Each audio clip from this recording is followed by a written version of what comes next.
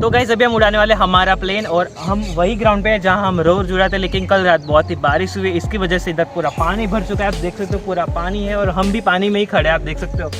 फिर भी हम आ चुके हैं हमारे वही प्लेन को जो आपने देखा, ट्रेनर स्टंट ट्रेनर हमारे प्लेन को, लेकिन हमने उसको सी प्लेन में कन्वर्ट कर दिया। आप देख सकते हो हमने उसको पहले ही पानी में रख दिया, आप देख सकते हो। और उसके नीचे हमने फ्लोटर लगा दिए जिससे हमारा प्लेन पानी में भी अच्छे से लैंड और चल सके, मतलब तैर सकता है। ठीक है, तो ज़्यादा बात नहीं करते और अभी उड़ाते, लेकिन आप सब्सक्राइब एंड लाइक करना मत भूलिए। चेक कर लेते सबसे पहले क्या सब कुछ अच्छे से वर्क कर रहा है। ये रडार, एलिरोन, एलिवेटर अच्छे से काम कर रहा है, तो अभी हम उड़ाते हैं।